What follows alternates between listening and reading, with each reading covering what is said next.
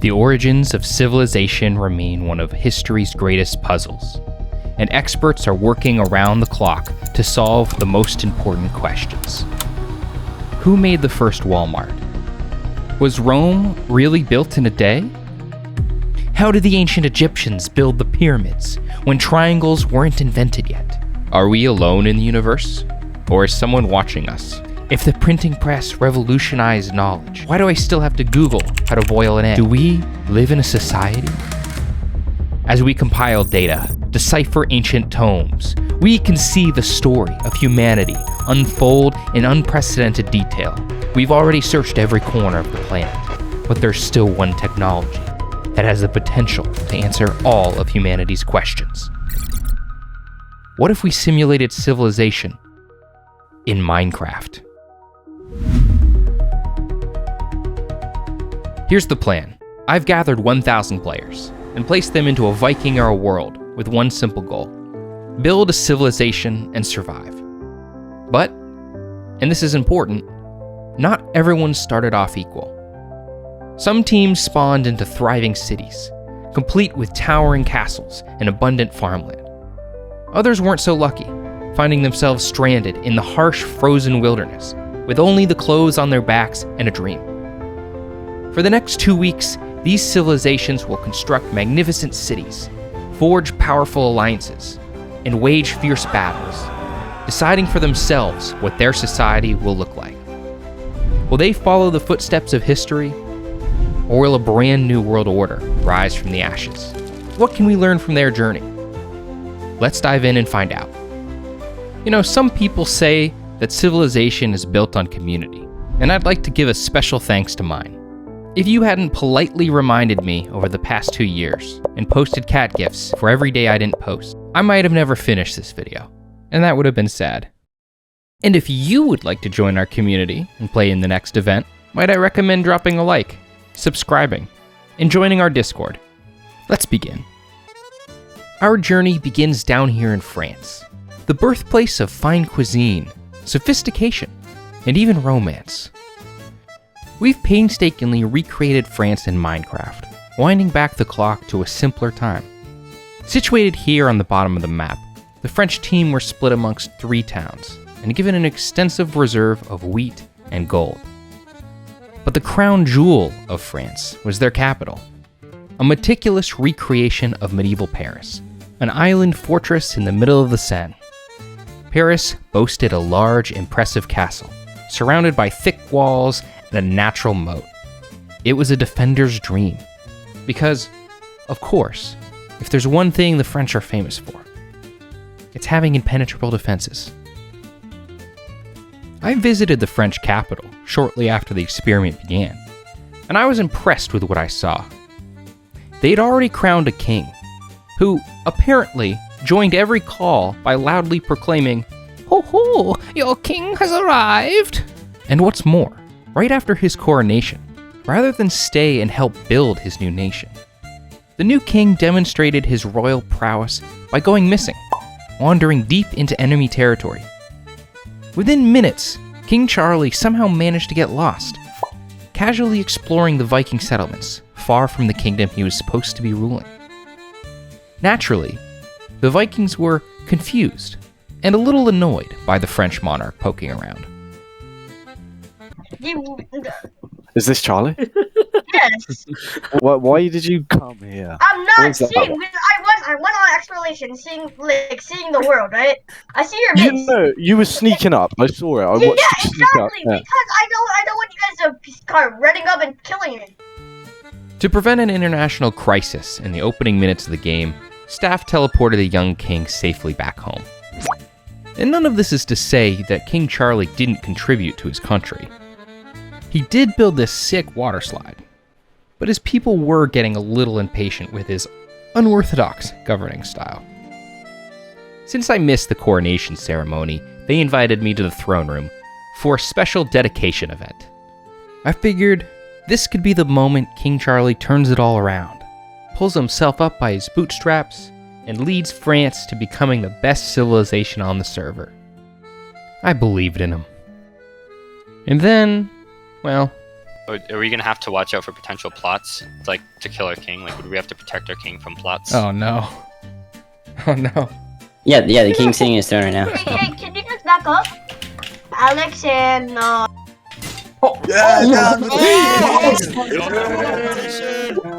Well, I guess not. I guess that is very French of them, huh? Outside of France, the first day saw most players get their bearings. Most teams started by choosing a king, or holding democratic elections. Some teams spent the day farming, trading, and building, while other teams spent the day in and out of diplomatic meetings, agreeing on borders and signing formal alliances. By the end of the first day, there were 18 different leaders, spread across 9 major kingdoms. And other than that slight hiccup in France, the server was surprisingly peaceful. But would that peace last? Probably not. It's day 2 of the experiment. I boot up the system and clock in for my shift. I couldn't put my finger on it at first, but something was off. I scanned the map for anomalies. Something is happening. The alarm started going off. What's that? It's a code red. I spit out my coffee and start sprinting towards the source of the signal. It's coming from over here. Jamie, pull that up. This is the land of the Vikings, home to 7 different factions. And let's just say they had different ideas on how things ought to be run. And right about now, that was becoming a problem. In the south, a player by the name of Drago had declared himself king and had assembled an army, eager to march on Paris now that the kingdom was in turmoil. And if the other Viking leaders didn't like it, he was prepared to march on them too. This was a big deal. Paris had gold, and on this server, gold wasn't just shiny, it was power. Not only could players trade gold for resources, but if they had enough of it, they could hire deadly mercenaries, and even revive the dead. Drago knew that gold meant dominance, and he was going to stop at nothing to get it. Meanwhile, far up north, another Viking leader by the name of Dr. Pickle took a stance against Drago's aggression, and he was ready to fight to keep the Vikings out of needless foreign wars. Warriors of Valhalla, we are going to fight a battle which I do not want to fight, but we are forced to by the hand of the enemy. I believe we shall come out on top as we have superior spirit, superior firepower, and superior will. With 2 large factions going head-to-head, panic started to set in. Some were already digging doomsday bunkers and hoarding materials for what might come next. The time for action was here. The factions grew suspicious. Rival chieftains began quietly fortifying their settlements. The war drums were beating, and the server looked on as it looked like the Vikings might tear themselves apart. If a solution isn't found soon, the whole experiment is in jeopardy. And then, at the 11th hour, a 3rd Viking leader by the name of Tangerine stepped in, announcing that miraculously, he had managed to broker a truce. For now. A sigh of relief could be felt all across Viking lands. But things weren't so rosy elsewhere in the server. Apparently, after the collapse of the French monarchy, droves of French bandits had descended upon the British Isles, threatening the peace. In Mercia, the bandits kidnapped the nation's only chicken. And in Scotland, they terrorized the local farmers. The French hopped over our western wall. Eventually, they said they wanted to trade with us. One of them was taking the cobwebs out of our roofs. To solve the crisis, the Scots elected a new leader, a player by the name of Essence, who fashioned himself a dictator. They come to our land, they take our cobwebs. With his first decree, Essence created a kangaroo court for anyone suspected of treachery against Scotland, and it quickly went straight to his head. All in Hold a favor of death trial. by firing squad, say aye. Aye. Wait, Alright, trial, yeah, of course. No trial. Yeah. Bro, we're socialists, since when do we have trials? A true man of the people. Walk the Finn. prisoner in, gentlemen. Finn, Do you have any last words? That's I guess not. These trials and executions continued for over an hour, until Essence finally felt he had rooted out anyone who might one day become a traitor. Afterwards, attention shifted to the south, where a player from the neighboring faction of Northumbria had built a house on Scottish land. In response, Essence ordered a fort to be built, right on the border, and to add fuel to the fire, emissaries from the English kingdoms of Mercia and Wessex arrived in Scotland with a warning. They believed that Northumbria and France were planning to conquer the whole of the British Isles. Essence began to raise troops and visited Northumbria to negotiate. And just as it looked like war would break out between this complex network of alliances, something surprising happened.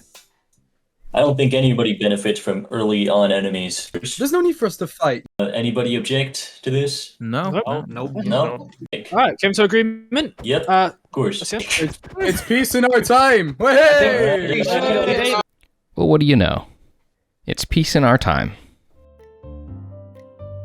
To kick off day 3, the Irish decided to hold a festival, where they held boat races, horse races, and encouraged players from other teams to place bets.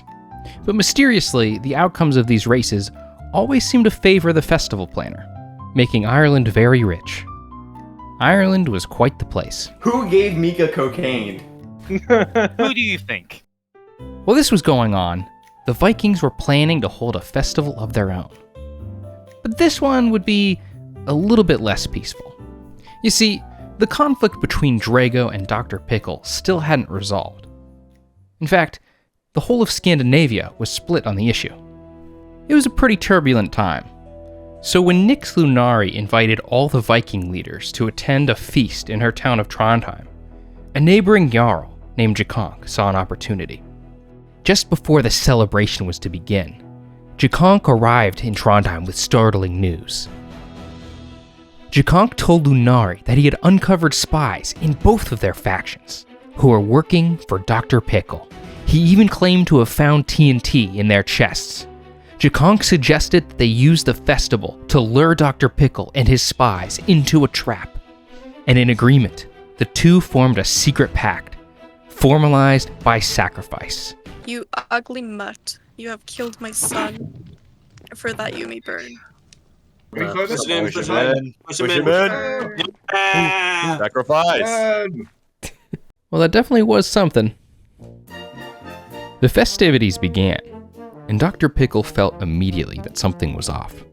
So he kept a low profile throughout the evening, until it was finally time for Jakonk's speech. We've identified some people of interest. I would like to call 2 people up to come speak to me. These 2 people are residents of Vikings and Bajovik, and they have been spies. I sentence Loving Jebel and Siren to death. At them now. We didn't do anything! We didn't do anything! No! We didn't do anything! Down to all God. The 2 spies were slain, and during the commotion, Dr. Pickle managed to slip away, and the march towards his base began. Jakonk and Lunari's forces stormed into Dr. Pickle's town of Allgard. No survivors! There will be no survivors. Yes. I think this is where I die, boys. Follow arms for days. I'm down. The battle was a mess.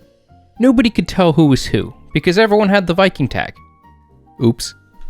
Anyway, Dr. Pickle's forces were completely outnumbered. And even though they were pretty good at PvP, they just didn't have the numbers. Yeah, and they killed the farm animals too. It's pretty messed up. Really makes you think. Back on the other side of the map, the situation was tense, and a Scottish provocateur decided it was time to take things into his own hands. Act suspicious. Don't act suspicious. Act suspicious. Why?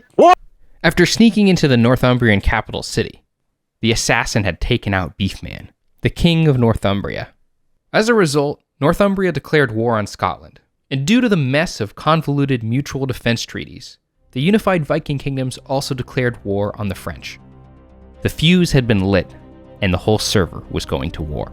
The Scots would attack Northumbria from the north, while players from several Viking tribes would sail south to strike Paris. Gentlemen, today we face our most cowardly enemy yet. Fight, and you may die. Run, and you'll live. Do not fear death, for the gods are with us. Would you be willing to trade all the days from this day to that for one chance, just one chance, to come back here and tell our enemies? Odin smiles upon us, Thor polishes his hammer, and Freya awaits us in her chariot. The gods are with us. And never skip leg day. 6 times save lives. They may take our lives, but they will never take our freedom!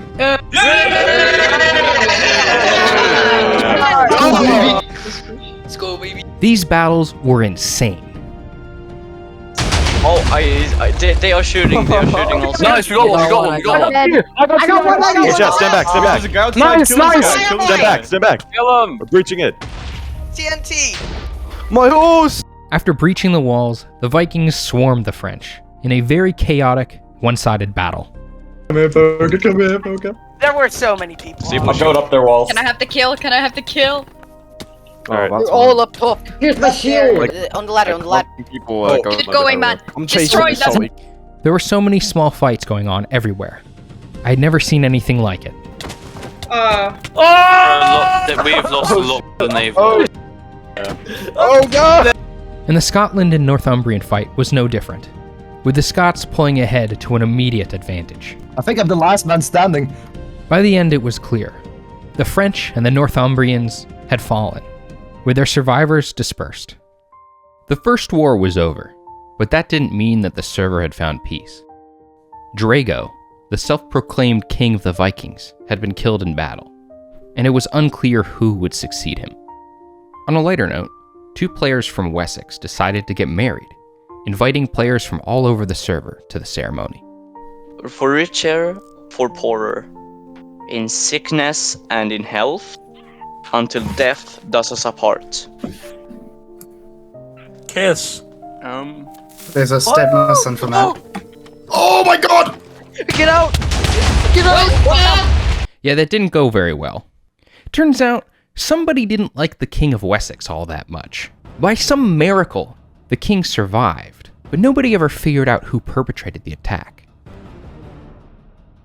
Not even the dead could be laid to rest without sparking a fight, as disagreement was mounting in Viking lands over who would lead now that Drago was gone. 2 major factions formed in this dispute. Jukonk, wanting it for himself, and Lunari, who opposed him, believing that the Vikings should elect their new leader. Rumors started spreading that a civil war was going to break out, and that the Vikings had been weakened. Coincidentally, one of the Viking Jarls showed up in England, blaming the wedding bombing on Jukonk, and encouraged the English leaders to retaliate. He even managed to get an audience with the Northumbrian puppet king, who was also a cow. I'm still confused myself how that happened. The news that the Vikings were distracted fighting each other spread across the server, and a unified coalition of almost every other faction in the game formed to take on the Vikings. Something big was happening. Ladies and gentlemen, I want to say right now that this battle is going to be big. The battle would be big, and the target of the coalition's attack would be the town of Kattegat, which was weakened after Drago died. Led by a player named King Arthur, the coalition crossed the sea towards Kattegat. When they landed, they overwhelmed the small town, and resistance was slim. The battle lasted into the evening, when the last of the Viking defenders fled. It was a pretty confusing time. And while the battle was over, the war had just begun. This was not just a great victory, but an amazing victory.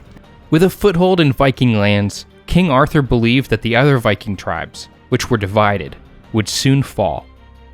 But he had fallen for a ruse. You see, despite their differences, Jukonk and Lunari had actually settled their disagreements via a duel between Jukonk and Lunari's champion, and they made up soon after. Gyrojet was actually a double agent, sent on behalf of the Vikings to sow disinformation, and make the Vikings look weak to lure the coalition into a trap. The Vikings wanted King Arthur to take Kattegat, which had actually been left half abandoned after Drago died. King Arthur's victory came quickly because the Vikings wanted it to. Retreat! Lost my boat. And the bulk of King Arthur's forces being distracted by a sideshow meant that the British Isles were open. And after days of preparation, the Vikings were ready to go out fighting. And oh boy did they. What came next was a three-pronged attack, hitting London, York, and Winchester all at once. Watching these battles come together was truly something special. And the coordination and teamwork I witnessed that day was unlike anything I'd experienced in a video game. Catching everyone by surprise, the Vikings poured into the English cities, taking the gates of London, overwhelmed by the sheer numbers of Vikings pouring in. The battle lasted several minutes, but eventually the Vikings pushed the defenders into the keep. Few, if any, survived. Winchester, the seat of King Arthur's power, fell almost instantly, as it had the fewest defenders, and resistance was quickly scattered.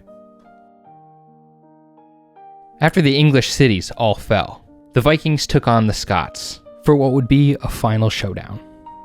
This time, the Scots were ready and had covered the battlefield in berry bushes, and had left a surprise waiting for the Vikings. After the first wave of attackers were wiped out, the Vikings set fire to the Scottish fort, and it burned quickly. At the end, the fire and the prolonged battle claimed a majority of fighters, both Viking and Scottish, and the server was closed for a final time as the experiment came to a close. This experiment was a big challenge. It was ambitious, and there were so many stories I missed along the way, trying to make sense of it all. You really had to be there. If you'd like to play in the next event, join us in our Discord. And if you enjoyed this video and want to see more like it, don't forget to like, comment, and subscribe. It really helps me out a lot. This project was the culmination of years of effort and procrastination, and I'm glad you finally get to experience it with me.